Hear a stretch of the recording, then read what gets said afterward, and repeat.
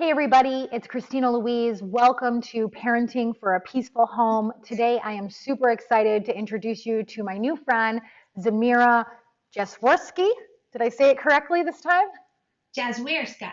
Jaswirska, who is a school psychologist and an awesome parenting coach with tons of certifications and tools and techniques that are going to help your child and you both calm down and have a more peaceful home. Welcome, Zamira. Thank you so much for being with us today.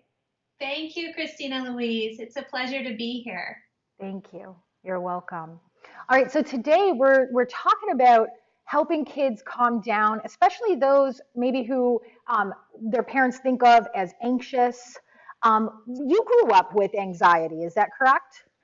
That's correct. I was an anxious kiddo, and then I was also blessed with two daughters, and one of my daughters really struggled with anxiety as well. So that prompted my kind of lifelong mission to learn about anxiety and all the tools that can really help people with that. So how does a parent know? What if there's a parent out there right now that is suspecting that their kid might have an anxiety disorder? What would you say the three signs of that is, or where would they go to confirm that kind of thing? Well, often I always recommend that you start with your pediatrician because they have a lot of, or with a counselor that specializes in anxiety disorders. But often, many of the things that parents notice first are difficulty, just extreme stress. Difficulty sleeping, difficulty eating, fears that seem bigger than what you would expect, because of course some fear is always typical in all and developmentally for all kiddos.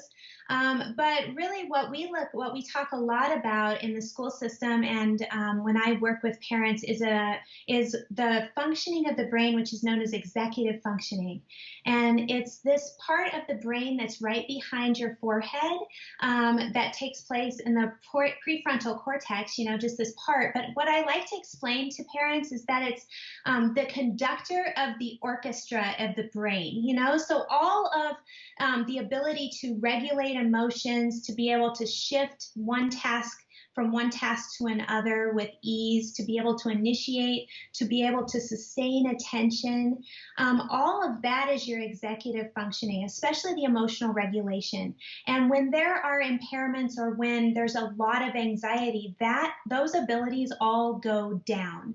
And kids struggle with all of those things. And so any one of those difficulties could be showing up, but anxiety could be an underlying factor in any one of those symptoms. hmm And do you consider anxiety to be a root cause problem or a symptom of something else? Um, I think it can be both. I think it can function. It functions differently in different kids, but I really think that it's often if there are executive functioning issues, then anxiety can show up, and if there is anxiety, then you can have difficulty with executive functioning. So they're kind of inverse. They're connected, and you can't really separate them one from the other. But if you do have any sort of challenge, then the natural human response is an anxiety response, because our brain is designed to be a protective mechanism, an organ of predictability and safety. It's designed to help us get out of the way of the bus that's coming down the street. So our brain's designed that way. So anytime we have anxiety, it just means that we have an overactive fight or flight freeze response going on in the brain, and that's what the brain does. And so with relaxation tools, we really bring those in to calm down the brain, to get it back into balance. Because when you have anxiety response, or that fight or flight or freeze response is up so high, then you're automatically going to be in a reactive sort of mode. And that's where you'll see the real strong emotions. You'll be quick to anger, quick to frustrate, quick to lash out, or to have difficulty regulating your emotions, because that's your default. It's there to protect you. And sometimes when it gets like in today's society, when there is so much stimulation with some kiddos and with some adults, it gets overstimulated. And so it becomes the default reactionary response.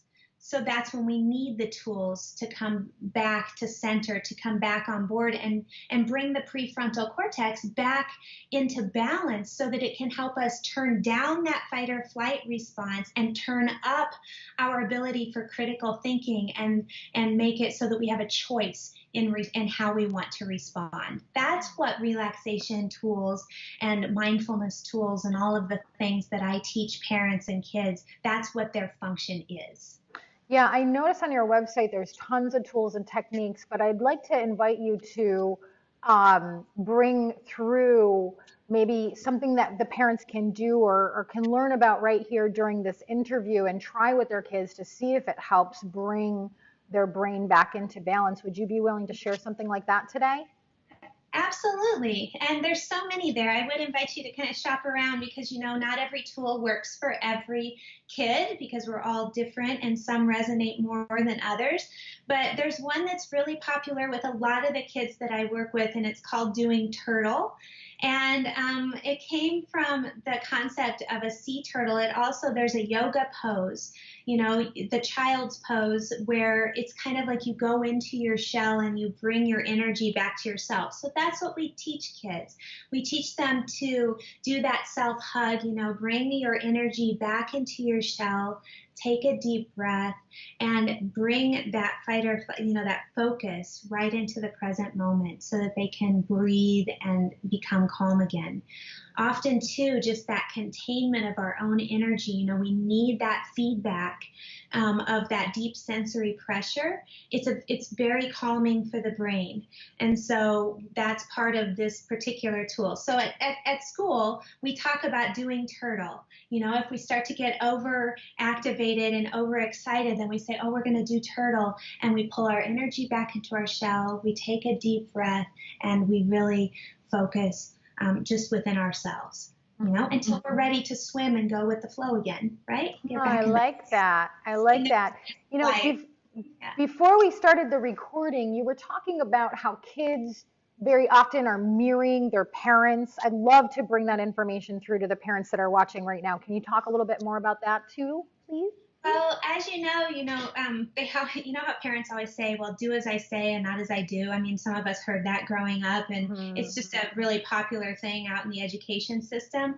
But really, kids are so sensitive, and I think that we underestimate sometimes just how much they're absorbing from their environment, and they learn so much more from who we are and how we are being than what we're doing, and what we're saying. They learn more from what we're doing than what we're saying all the time. So what I really encourage parents is to really, if you're getting a lot of anger and a lot of tension and a lot of stress mirrored back to you, then to just check in with your own energy and how you're modeling your own self-care and your own ability to problem solve and work with your own emotions when you're falling down or when you're having a challenge.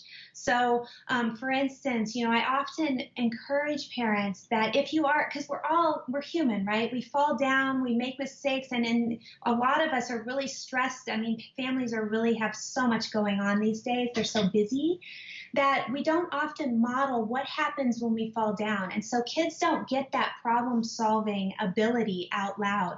And so I encourage parents to just be like, oh, you know what? I am feeling really stressed right now. Name it. And then just speak into the environment. I need to take a break. I need to go. I'm going to take a deep breath right now. My girls, when they were little, we'd be driving in the car and sometimes we'd enter stressful situations and I would start, chanting this Om, that universal peace sound of Om. And my girls would sit in the back and they'd be like, oh, mom's oming again. Here comes the Om. But I was just showing them, look, we're all human. We have to learn what to do when we have a strong emotion, so modeling that break time, modeling that self-care, taking the time to have a relaxation routine that your kids see you doing, I think that's really powerful. I love that. Do you have one that you could share with the parents watching right now who might be feeling a little anxious or freaked out about what's going on in their lives? Is there something we could share that's pretty quick and easy that these parents can take with them today? Well, I mean, the real basic for me is that the way that I infuse mindfulness into my entire day is that I do it during the times, for instance, every day we have certain things that we always do, like brushing our teeth or taking a bathroom break or stopping at a stoplight or doing the dishes. And so, what I like to do is that I just like to take those times that are already built in so that I don't have that extra thing to schedule. But I just take that time, when I'm at the stoplight and I might put one hand on my heart and take that deep breath and just a very simple, I am calm, I am present, I am right here now. I am calm, I am present, I am right here now. And that just allows me to infuse, to remind myself throughout the day during times that I already am doing the same thing anyway. I know I'm always going to be getting a drink of water during the day. That's my time. I find those times to take that moment and really become present and just take that breath. I really believe the breath, it sends an automatic signal to the body to relax, to calm down, to the autonomic nervous system. And so the deep breath is that response. And so when we take that, the body already knows, oh, this is what I'm doing right now. I'm calming down, I'm becoming present. And the breath is really that gateway into becoming present with now. Yeah. And so how do we become present? Like when kids are running around and bad reports are coming from school and maybe finances are a little short, or I mean how is it just that simple? Yeah, I really think it is just that simple. And really, in mindfulness, they teach it, Susan Kaiser Greenland, she's this teacher of mindfulness that I've studied with. And, she talks about the ABCs of mindfulness. And really, that number one is really just our attention. So, our attention is becoming present. It's bringing our attention into the present moment and noticing what is here now. And really, with attention, it's not to change anything or to modify or to judge or to determine something. It's just to bring our focus here. And in doing so, what happens in the brain is that the prefrontal cortex comes on board with that attention to the present moment, and the fight or flight does calm down. With repetition, the brain repatterns itself. And so I encourage, that's why I say find those places during your day that always happen, because we become what we rehearse over, and I think Aristotle said that. What we rehearse and repeat over and over and over is what we become. And so again and again, it is that simple in bringing the attention to what is here now. The thing that I like to tell parents that I work with is that your presence is your greatest present to your children. And I don't think we can ever underestimate when we become present, when you have the ability and you train your mind to be here now over and over and over again, so that your default is that prefrontal cortex and reasoning and response to life. Then you have the ability to choose over and over again. And I don't think we can ever underestimate the power that the message of I see you, I hear you does for our children, regardless of what they have going on: anxiety, learning struggles, stress, performance, things that they're doing. That message of I see you and I hear you, I can't tell you, again and again in the schools, I've seen it to be such a powerful change agent for helping kids become present, because they will match your presence, your attention. And energy matches energy, right? So if you embody that space of I am here now, my undivided attention is yours, children feel that. And it is a natural calming agent for the nervous system. It's just natural. It just happens. No So what, magic. so what I think I'm hearing you say is just bringing my attention back into my body, putting my hand on my heart, taking deep breaths, and modeling that in front of the child will help the child automatically relax and start to build new patterns for him or herself as the parent is doing that as well. Yeah, and absolutely. If you think about it, the brain calms down in a space of predictability. You know, the brain is a prediction organ, and it is always looking for its job is to predict the environment so that it can keep us safe, right? So when brains are overactive, and if you have a parent who is even when they are upset, able to model calming down and doing what it takes to get back into that centered place so that they can respond, then Mhm. children naturally calm down because there's a predictability to the parent's behavior.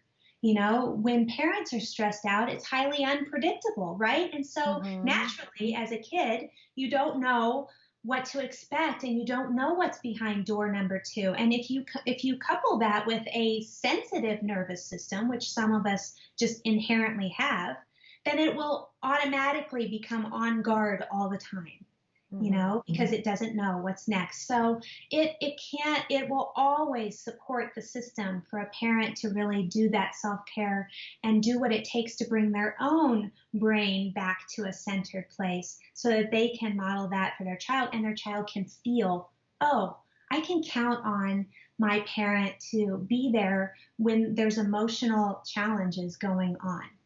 I know what to expect. And not only that, I know what to do because I see what are the options.